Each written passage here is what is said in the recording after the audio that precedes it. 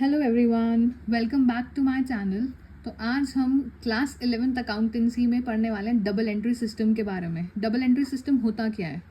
जो भी हम ट्रांजैक्शन एंटर करते हैं अपने, जब भी फाइनेंशियल स्टेटमेंट्स बना रहे होते हैं, जर्नल्स बना रहे होते हैं, तो डबल एंट्री सिस्टम का मतलब होता है टू फोल्ड इफेक्ट। उसके कम से कम दो इफेक्ट होते हैं, टू फोल्ड इफेक्ट्स कि मतलब कम से कम वो कितने अकाउंट्स को अफेक्ट करेगा, दो अकाउंटों को।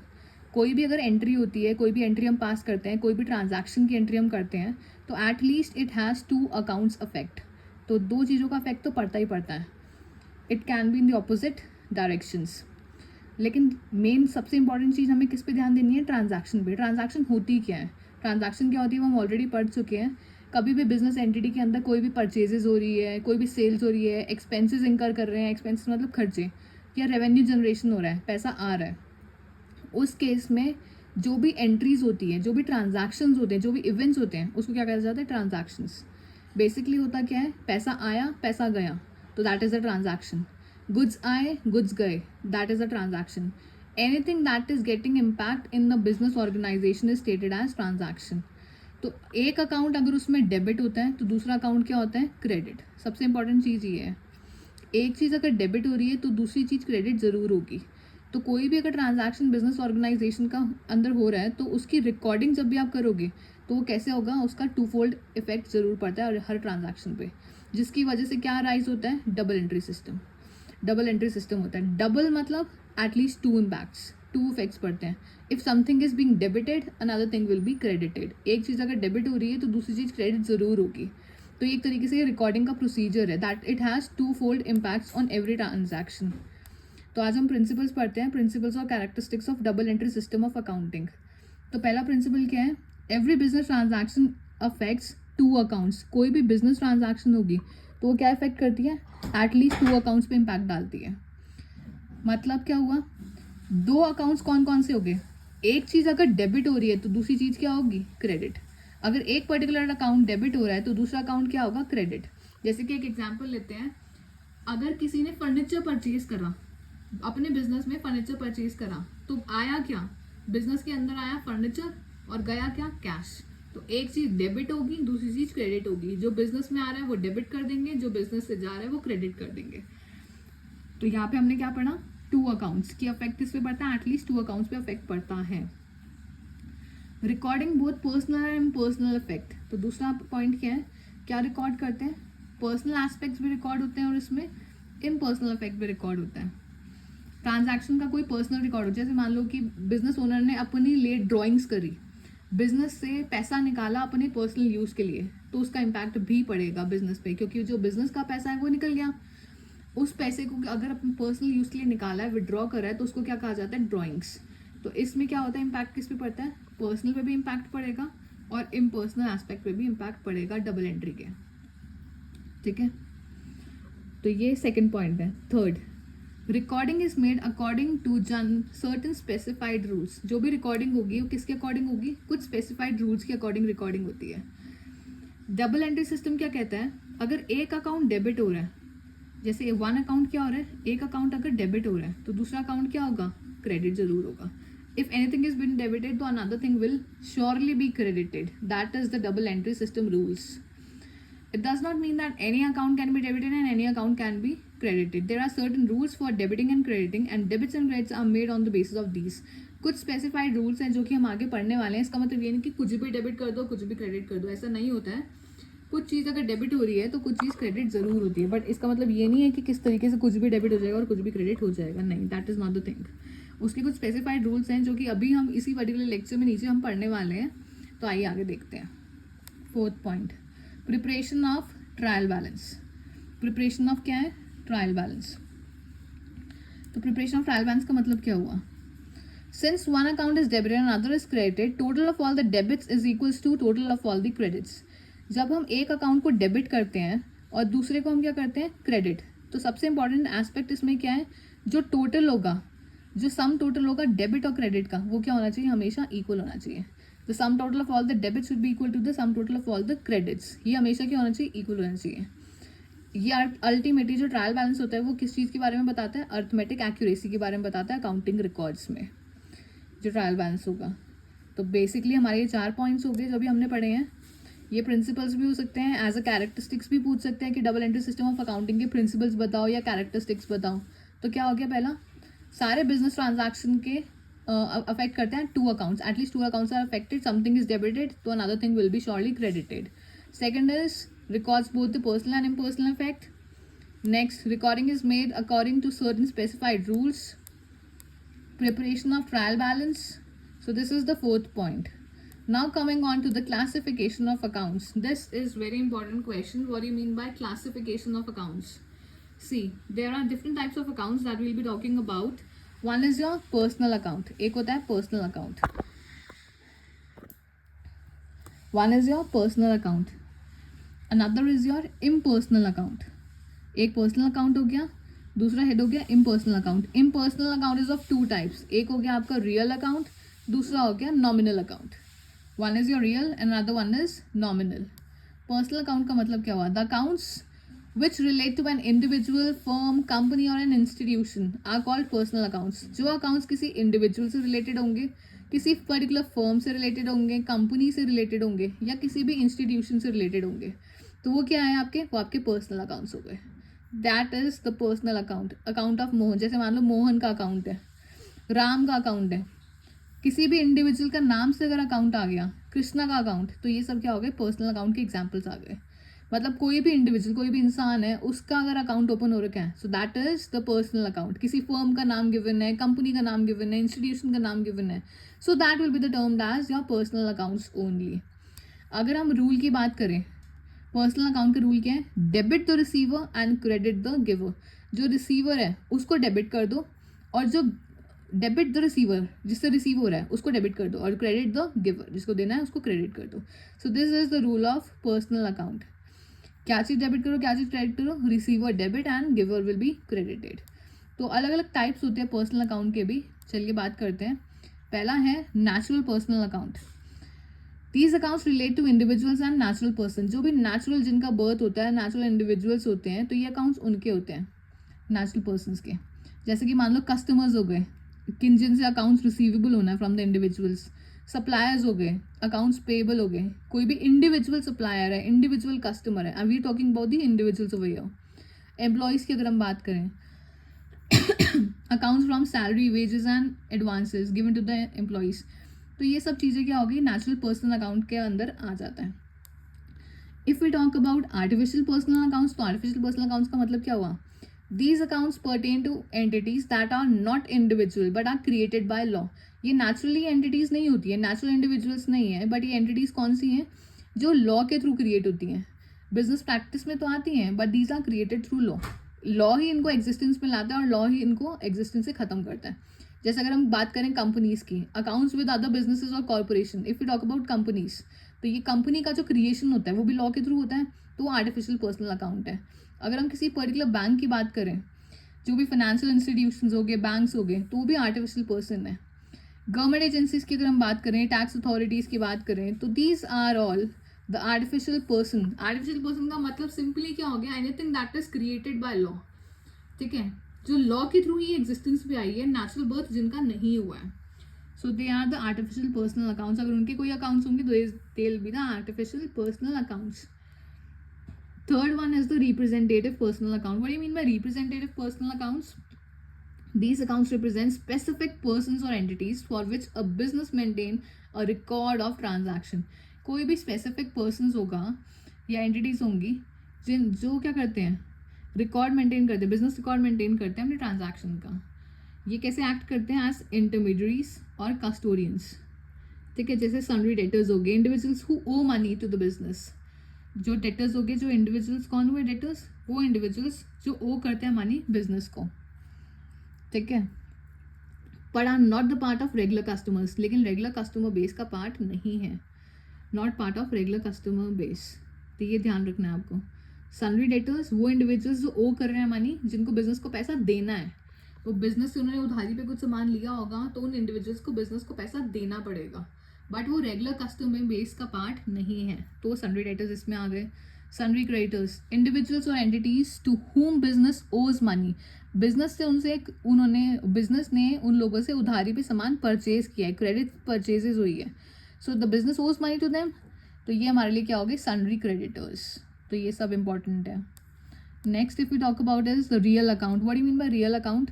The accounts of all those things whose value can be measured in terms of money और which are the properties of business are termed as real account. Basically क्या होता है, जो भी चीज़ें मेजर हो सकती है किसमें, इन टर्म्स ऑफ मनी, जिनकी प्रॉपर्टीज़ हो गई, जैसे कि आपकी मान लो कि अगर बिजनेस में हमारे पास बिल्डिंग्स है, फर्नीचर है, मशीनरी है, लैंड है, तो ये सब क्या हो गए, ये सब हो गई रियल अकाउंट का part.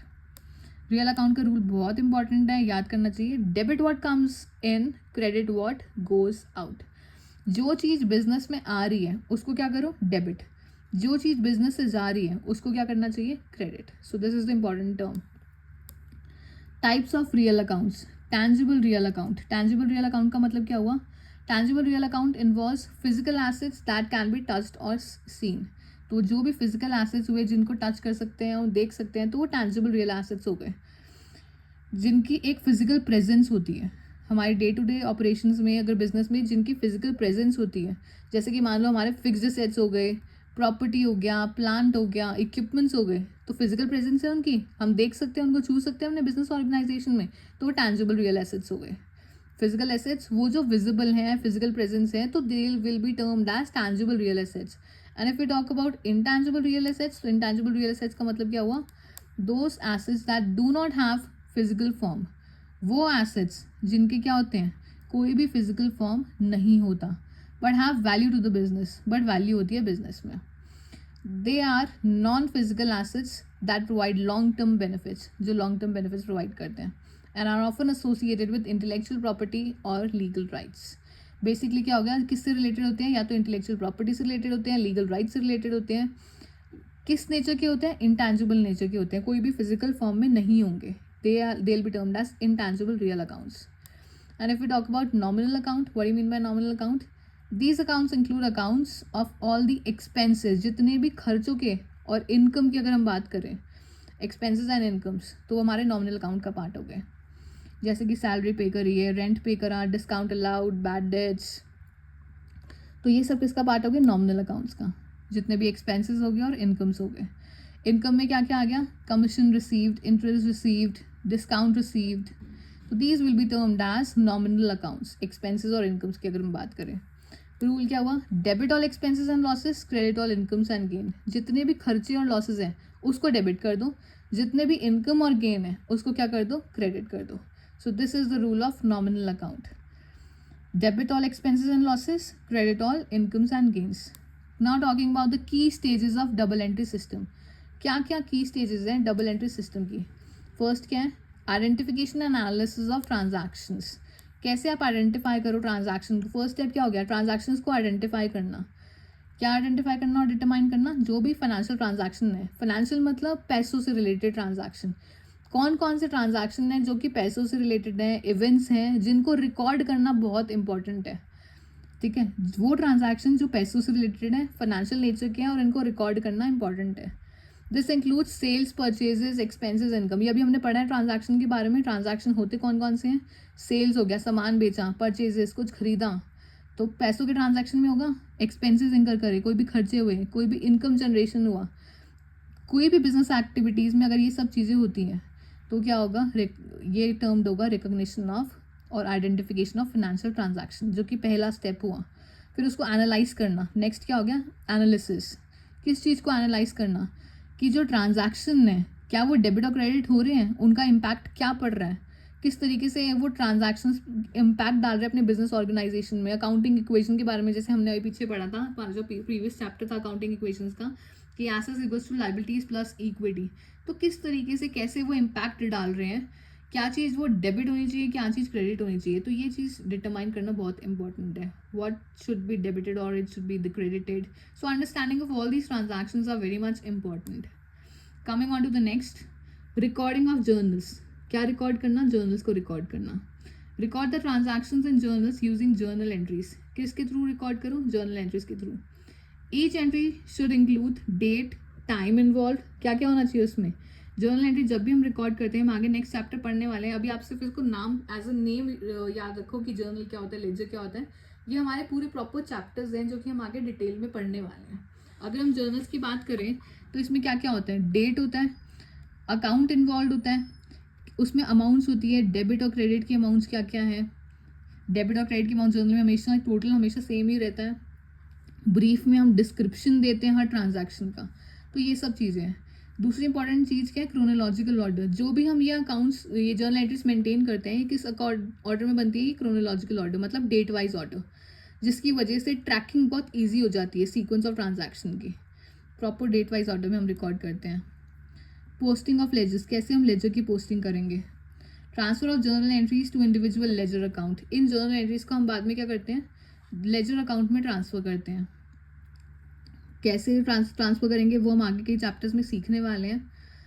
Maintain running balances of each ledgers account in transactions are posted, this helps in monitoring financial position and performance of the business. Ultimately किस में हेल्प करते हैं ये, फाइनेंशियल पोजीशन और परफॉर्मेंस, बिजनेस की performance क्या है उसको मेजर करने में ये बहुत हेल्प करते हैं। Next, trial balance, preparing a trial balance. Trial balance का मतलब क्या हुआ, सारे लेजर्स को लिस्ट करना। किस तरीके से लिस्ट करेंगे ट्रायल बैलेंसेज में, this is done to ensure that total debits equals to the total credits. जो डेबिट्स क्या होगा, जो डेबिट का टोटल होगा वो किसके इक्वल होगा, क्रेडिट्स के टोटल के इक्वल हो जाएगा। वेरीफाई करना। ट्रायल बैलेंस क्या होता है, बेसिकली ये देखते हैं कि अर्थमेटिक एक्यूरेसी का चेक होता है। ये सब चैप्टर्स हैं, अभी सिर्फ नाम याद कर लो, पूरी डिटेल हम अभी आप लोग भी नहीं समझ पाओगे क्योंकि ये प्रॉपर चैप्टर्स है, जब तक हम ये करेंगे नहीं तब तक नहीं समझ में आएगा।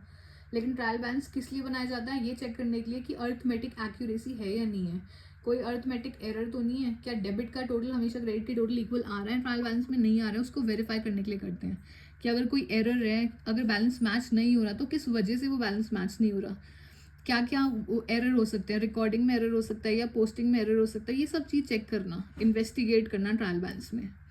नेक्स्ट है adjusting entries, make necessary adjustment entries at the end of accounting period. क्या क्या करना, एडजस्टमेंट एंट्रीज बनाना अकाउंटिंग पीरियड के एंड में। अक्रूवल्स, डेफरल्स, इन सब से रिलेटेड अभी ये टर्म्स हम आगे नेक्स्ट चैप्टर में पढ़ने वाले हैं, तो अभी will skip this terms but you can remember what do we do to make the adjustments of what, accrued expense, like we've studied about accrued expenses in the previous chapter, we studied about prepaid expenses, वो खर्चे जो हम पहले पे कर देते हैं। जैसे कि मान लो मुझे रेंट पे करना है, मैंने अगले 2 महीनों का रेंट पहले ही एडवांस में पे कर दिया, that is a prepaid expense, मैंने वो एक्सपेंस पे कर दिया in advance. Depreciation, interest, so these are this. Next, preparing financial statements, what do you mean by financial statements, incorporation adjustments into ledgers and preparing financial statements. Whenever you are preparing any ledger accounts, so what happens is you need to do what, you need to prepare financial statements. First you will be preparing a trial balance, adjusted trial balance, then we'll be preparing other financial statements as well. See, what do you mean by financial statements? Preparing income statement. What do you mean by income statement? Income statement में क्या record करते हैं, कोई भी revenues होंगे, revenue मतलब income हो रही है, कोई भी खर्चे होंगे, प्रॉफिट अगर हो रहा है वो रिकॉर्ड करेंगे, अगर लॉस हो रहा है तो वो रिकॉर्ड करेंगे। So this is an income statement. If you talk about balance sheet, balance sheet में क्या क्या चीज़ें होती हैं ये ऑलरेडी हम कर चुके हैं, हमने जब हमने जब प्रीवियस चैप्टर करा था हमारा, जिसमें हमने ये टर्म पढ़ी थी अकाउंटिंग इक्वेशन में, assets equals to liability plus equity, तो उसमें हमने बैलेंस शीट प्रिपेयर करना भी छोटा सा ब्रीफ में सीखा था उस इक्वेशन के बिहाफ पे। तो बैलेंस शीट में क्या क्या टर्म्स आए थे, एसेट्स आ गए थे, लायबिलिटीज़ आ गए थे, इक्विटी आ गए थे और आपकी कैपिटल। इक्विटी क्या होगी आपकी term, capital, assets, liabilities, capital, ये टर्म लिखते थे हम at a particular point of time, किसी भी पर्टिकुलर पॉइंट ऑफ टाइम पे हम ये चीज़ें लिखते थे, रिकॉर्ड करते थे इन सब चीज़ों को। नेक्स्ट हो गया आपका cash flow statement. What do you mean by cash flow statement, कैसे कैश इनफ्लो आ रहा है, बिजनेस ऑर्गेनाइजेशन पैसा कैसे आ रहा है, आउटफ्लो कैसे हो रहा है, तो वो सब चीज़ें रिकॉर्ड होती हैं। किन किन तरीके की एक्टिविटीज़ होती है, ऑपरेटिंग एक्टिविटी हो गई, इन्वेस्टिंग एक्टिविटी हो गई और फाइनेंसिंग एक्टिविटी हो गई। ये 3 अलग अलग तरीके की एक्टिविटीज़ हैं जो कि आगे जाके आप इस चैप्टर में, कैश फ्लो स्टेटमेंट चैप्टर में पढ़ोगे। नेक्स्ट क्या होता है, क्लोजिंग एंट्रीज होती हैं, चाहे आप क्लोज कैसे करते हो, टेम्प्रेरी अकाउंट्स को अपने क्लोज कैसे करते हो, टू रिटेन अर्निंग्स कैसे होती है, प्रिपेयर कैसे होती है अकाउंटिंग स्टेटमेंट का, कैसे आप रीसेट करते हो बैलेंसेस, टेम्प्रेरी अकाउंट्स को zero for the new period के लिए। So these are the basic specific things. Post closing trial balance, post closing trial balance क्या होता है, preparing a post closing trial balance to ensure debits and credits are still balanced. Post close करने के बाद भी आप check करोगे कि क्या आपका डेबिट्स और क्रेडिट इक्वल हो रहा है नहीं हो रहा है, क्लोजिंग एंट्रीज को चेक करना, क्या वो रेडी है for the new period, new accounting period के लिए ट्रायल बैलेंस रेडी है या नहीं है, इज एवरीथिंग इन ऑर्डर और नॉट, तो ये सब चीज़ें चेक करना. Now coming on to the next, advantages of double entry system and disadvantages of double entry system. If we talk about the advantages, तो it is accuracy and error detection. अगर हम double entry system of accounting को देखेंगे तो ये बहुत accurate होते हैं और एरर्स इजीली क्या हो जाते हैं, डिटेक्ट हो जाते हैं. कोई भी गलतियाँ होंगी, कोई भी मिस्टेक्स होंगी, कोई भी एरर्स होंगे, हम इजीली डिटेक्ट कर सकते हैं. हमें ये ध्यान रखना है ये ट्रांजैक्शन दो इम्पैक्ट लाएगा. अगर कोई चीज़ डेबिट हो रही है, कोई भी ट्रांजैक्शन में अगर कुछ भी डेबिट हो रहा है तो क्रेडिट तो ज़रूर होगा ही होगा. जैसे अकाउंटिंग इक्वेशन कहती है assets equals to liabilities plus equity. कोई भी एसेट्स होंगे, एसेट्स का टोटल हमेशा किसके इक्वल होगा, लायबिलिटीज प्लस इक्विटी के टोटल के इक्वल होगा. अगर कोई भी डिस्क्रिपेंसीज होती हैं डेबिट्स और क्रेडिट्स के बीच में तो बेसिकली क्या होगा, तो क्या होगा, एक तरीके से signal errors, making it easy to identify correct mistakes. अगर कोई एरर्स होते हैं तो ईजिली क्या हो सकते हैं, यहाँ पे आइडेंटिफाई हो सकते हैं और आप ठीक कर सकते हो उन एरर्स को. Complete financial picture. The system provides a complete and detailed record of all the financial transactions, which helps in creating accurate financial statements such as balance sheets, income statement. तो इन चीज़ों में हेल्प मिलती है, balance sheet बनाने में, income statement बनाने में. तो इन चीज़ों में क्या होती है, हेल्प मिलती है. कंप्लीट फाइनेंशियल पिक्चर सामने आ जाती है. फाइनेंशियल एनालिसिस इंप्रूव हो जाते हैं. थर्ड पॉइंट क्या है, improved financial analysis. What do you mean bye improved financial analysis? Dual entry system allows for the detailed financial analysis through various reports and statements. बहुत सारे reports और statements के through क्या हो सकता है, detailed analysis हो सकता है. Aiding in better business decision making. तो decision making अच्छा हो सकता है, strategic planning अच्छी हो जाएगी. तो ये सब चीज़ें होती हैं. फ्रॉड प्रिवेंशन हो जाएगा कि कोई भी अगर फ्रॉड हो रहा है तो उसको ईजिली हम क्या कर पाएंगे, डिटेक्ट कर पाएंगे, प्रिवेंट कर पाएंगे. तो फ्रॉड प्रिवेंशन क्या हो जाता है, बहुत ज़्यादा ईजी हो जाता है. कोई भी इरेगुलरिटीज़ आ रही हैं तो इजीली क्या हो जाएंगी, डिटेक्ट हो जाएंगी. तो ये सब चीज़ें होती हैं. हिस्टोरिकल रिकॉर्ड कीपिंग क्या हुआ, कैसे आप पुरानी transaction, historical means the previous transactions, उनका फाइनेंशियल रिकॉर्ड किस तरीके से रख पाते हो. तो ये एक एडवांटेजेस होता है, ईजिली ट्रैकिंग हो जाएगी. ऑडिटिंग पर्पज के लिए ईजिली काम आ जाते हैं. तो ये सब एडवांटेजेस हो गए basically. And if we talk about disadvantages of double entry system, तो बहुत ज़्यादा कॉम्प्लेक्सिटी है. कॉम्प्लेक्सिटी मीन्स जो सिंगल एंट्री सिस्टम था वो बहुत ईजी था, लेकिन यहाँ पे जो डबल एंट्री सिस्टम है उसमें बहुत थॉरो अंडरस्टैंडिंग चाहिए होती है अकाउंटिंग की. जो भी अकाउंटिंग प्रिंसिपल्स होते हैं तो बहुत कॉम्प्लेक्स होते हैं. तो इट इज़ नॉट ईजी. तो ये डिसएडवांटेज है, कॉम्प्लेक्स ट्रांजैक्शंस हो जाते हैं. रिसोर्स इंटेंसिव मतलब implementing and maintaining a double entry system requires more time and resources. बहुत ज़्यादा टाइम एंड रिसोर्सेज की रिक्वायरमेंट होती है कि उसमें स्किल्ड पर्सन्स भी चाहिए होते हैं, अकाउंटिंग सॉफ्टवेयर्स भी चाहिए होते हैं जो बहुत ज़्यादा क्या होते हैं, कॉस्टली होते हैं. तो ये आपके हमारा डिसएडवांटेज है, कॉस्टली. नेक्स्ट, ट्रेनिंग रिक्वायरमेंट्स की भी रिक्वायरमेंट होती है, बहुत ज़्यादा ट्रेनिंग देने की. वेल ट्रेंड और एक्यूरेट हमें क्या चाहिए होते हैं, वेल ट्रेंड इंडिविजुअल्स चाहिए होते हैं प्रॉपर रिकॉर्ड मेंटेन करने के लिए. क्योंकि ट्रांजैक्शंस में अगर कोई छोटा सा भी एरर हुआ तो बहुत ज़्यादा बड़ी ब्लंडर या मिस्टेक हो सकती है, जिसकी वजह से टाइम और कॉस्ट दोनों इम्पैक्ट पड़ सकता है, दोनों पे बहुत मेजर इम्पैक्ट पड़ सकता है. Next, potential for over complication क्या होता है, ये भी अलग हमारा डिसएडवांटेजेस है. फॉर एवरी स्मॉल बिजनेस और single operation the double entry system में बी अननेसेसरली कॉम्प्लेक्स. अगर छोटे बिजनेस है तो उनके लिए तो ये बहुत कॉम्प्लेक्स हो जाएगा, क्योंकि एक सिंपल अकाउंटिंग मेथड तो बहुत इजी से वो कर पाएंगे. लेकिन अगर छोटी ऑर्गेनाइजेशन है, बहुत छोटा सा बिजनेस है, तो अपने अकाउंट्स कैसे मेंटेन करेंगे, उनके लिए बहुत ज़्यादा कॉस्टली भी हो जाएगा, बहुत कॉम्प्लिकेशंस आ जाएंगी, इनएफिशिएंट होंगे वो लोग उस चीज़ को मेंटेन करने के लिए.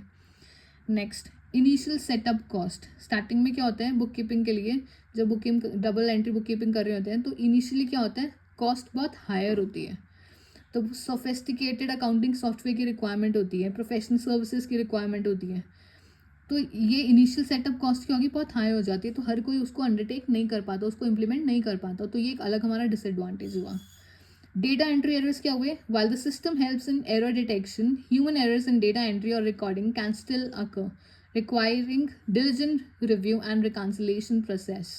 सो बेसिकली डेटा एंट्री में भी क्या हो सकते हैं, एरर्स हो सकते हैं जब भी आप डेटा एंटर कर रहे हो. So there can be recording human errors, क्योंकि इंडिविजुअल से एरर हो जाता है. So it can be possible that there can be human errors into it. So it is very important to consider each and every factor very specifically so as to avoid all the negative aspects of double entry system.